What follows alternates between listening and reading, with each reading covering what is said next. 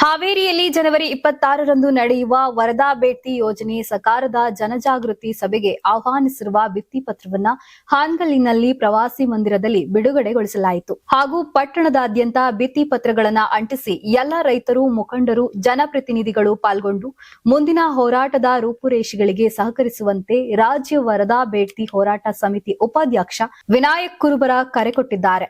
ಇದೇ ವೇಳೆ ಮಾತನಾಡಿ, ಸಮುದ್ರಕ್ಕೆ ಹೋಗುವ ನೀರನ್ನ ಜನರು ಕುಡಿಯುವ ನೀರಿನ ಸಮಸ್ಯೆ ಪರಿಹರಿಸಲು ಹಾಗೂ ಕೃಷಿ ಭೂಮಿಗೆ ಹರಿಸುವ ಯೋಜನೆಗೆ ವಿಧಿಸುತ್ತಿರುವ ಕೆಲವು ರಾಜಕಾರಣಿಗಳು ಹಾಗೂ ಅವರ ಬೆಂಬಲಿಗರ ನೀತಿ ರೈತ ವಿರೋಧಿ ನೀತಿಯಾಗಿದೆ ಅಂತ ಆಕ್ರೋಶ ಹೊರಹಾಕಿದ್ರು. ವರದಾ ಬೇಡ್ತಿ ನದಿ ಜೋಡಣೆ ನಮ್ಮ ಹಕ್ಕು, ಇದನ್ನ ಯಾರು ಎಷ್ಟೇ ವಿರೋಧಿಸಿದ್ರು ನಾವು ಹಿಂದೆ ಸರಿಯುವ ಪ್ರಶ್ನೆ ಇಲ್ಲ ಅಂತ ಹೇಳಿದ್ರು. ವರದಾ ಬೇಡ್ತಿ ನದಿ ಜೋಡಣೆ ಯೋಜನೆ ಜಾರಿಯಾಗಬೇಕು ಅಂತ ಹೇಳಿ ದಿನಾಂಕ 26ರಂದು ಸೋಮವಾರ ದಿವಸ ಮಧ್ಯಾಹ್ನ 2 ಗಂಟೆಗೆ ಹಾವೇರಿಯ ಹುಕ್ಕೇರಿ ಮಠದಲ್ಲಿ ಜನಜಾಗೃತಿ ಸಭೆಯನ್ನು ಕರೆದಿದೆ. ಇದರ ಉದ್ದೇಶ ಇಷ್ಟೇ, ಈ ಯೋಜನೆಯನ್ನು ಜಾರಿ ಮಾಡಬೇಕು ಅಂತೇಳಿ ಈಗಾಗಲೇ ಕೇಂದ್ರ ಹಾಗೂ ರಾಜ್ಯ ಸರ್ಕಾರಗಳು ಸಮ್ಮತಿಯನ್ನು ಸೂಚಿಸಿವೆ. ಹಾಗಾಗಿ ನಾವೆಲ್ಲ ಹೋರಾಟಗಾರರು ಕೇಂದ್ರ ಹಾಗೂ ರಾಜ್ಯ ಸರ್ಕಾರಕ್ಕೆ ಈ ಸಂದರ್ಭದಲ್ಲಿ ಅಭಿನಂದನೆಯನ್ನು ಕೂಡ ಸಲ್ಲಿಸ್ತೇವೆ. ಆದರೆ ಈ ಯೋಜನೆ ನಮ್ಮ ಬಯಲುಸೀಮೆಯ ಜಿಲ್ಲೆಗಳಾದಂಥ ಹಾವೇರಿ, ಗದಗ, ರಾಯಚೂರು, ಕೊಪ್ಪಳ ಈ ಭಾಗದ ಎಲ್ಲ ರೈತರಿಗೆ ಮತ್ತು ಇಲ್ಲಿಯ ಜನರಿಗೆ ಒಂದು ಉಪಯುಕ್ತವಾದಂಥ ಯೋಜನೆ ಇದು.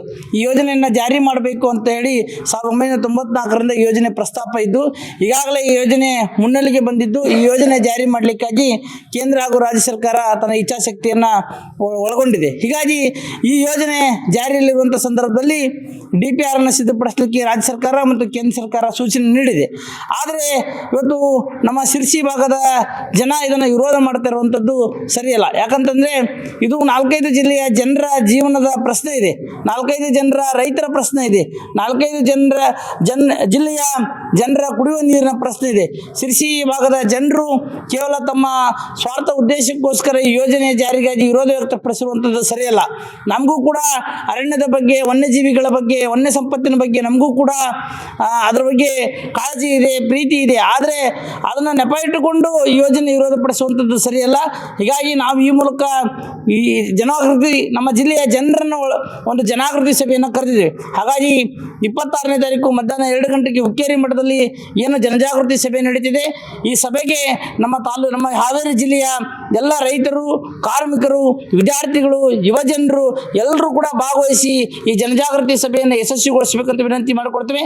ಈ ಜನಜಾಗೃತಿ ಸಭೆಯಲ್ಲಿ ನಮ್ಮ ಜಿಲ್ಲೆಯ ಎಲ್ಲ ಮಠಾಧೀಶರು, ನಮ್ಮ ಜಿಲ್ಲೆಯ ಎಲ್ಲ ಜನಪ್ರತಿನಿಧಿಗಳು, ಮಾಜಿ ಮುಖ್ಯಮಂತ್ರಿಗಳು, ಮಂತ್ರಿಗಳು ಇದ್ದಂಥ ಎಲ್ಲರೂ ಕೂಡ ಭಾಗವಹಿಸ್ತಾರೆ. ಇದರ ಉದ್ದೇಶ ಇಷ್ಟೇ, ಈ ಯೋಜನೆ ಜಾರಿ ಆಗಬೇಕು. ಹಾಗಾಗಿ ಈ ಯೋಜನೆ ಜಾರಿ ಆಗಬೇಕಂತೇಳಿ ಇವತ್ತು ನಾವು ವರದಾ ಮತ್ತು ಬೇಡ್ತಿ ನದಿ ಜೋಡಣಾ ಸಮಿತಿಯ ಸದಸ್ಯರು ಇವತ್ತು ನಾವು ಜನಜಾಗೃತಿ ಸಭೆಯ ಪೂರ್ವವಾಗಿ ಇವತ್ತು ಎಲ್ಲ ಕಡೆ ಪೋಸ್ಟರನ್ನು ಬಿಡುಗಡೆ ಮಾಡಿ ಪೋಸ್ಟರ್ ಅಂಟಿಸುವಂಥ ಕೆಲಸವನ್ನು ಕೂಡ ಮಾಡ್ತಾ ಇದ್ದೇವೆ. ನಾವು ಈ ಮೂಲಕ ವಿನಂತಿ ಮಾಡಿಕೊಳ್ತಾ ಇದ್ದೇವೆ ನಮ್ಮ ಎಲ್ಲ ಜಿಲ್ಲೆಯ ಜನತೆಗೆ ಮತ್ತು ಬಹಳ ಮುಖ್ಯವಾಗಿ ಈ ಯೋಜನೆಯ ದೊಡ್ಡ ಫಲಾನುಭವಿ ನಮ್ಮ ಹಾನಗಲ್ ತಾಲೂಕಿನ ಜನತೆ.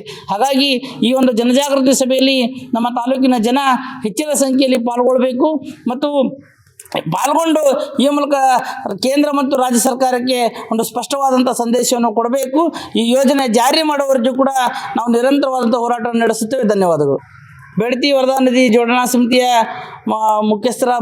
ಅಧ್ಯಕ್ಷರಾದಂಥ ಮಹೇಶ್ ಮಕ್ರೊಳ್ಳಿ ಅವರಿದ್ದಾರೆ, ಮಂಜು ಕರಬಳ್ಳಿ ಅವರಿದ್ದಾರೆ ಮತ್ತು ರೈತ ಮುಖಂಡರಾದಂಥ ಅರ್ಬಾಜ್ ಇನಾಮದಾರ್ ಅವರಿದ್ದಾರೆ ಮತ್ತು ನಾನು ವಿನಾಯಕ್ ಕುರುಬರ್ ವಕೀಲರು ಈ ನದಿ ಜೋಡಣಾ ಹೋರಾಟ ಸಮಿತಿಯ ಉಪಾಧ್ಯಕ್ಷರಾಗಿ ಕೆಲಸ ಮಾಡ್ತಾ ಇದ್ದೇವೆ.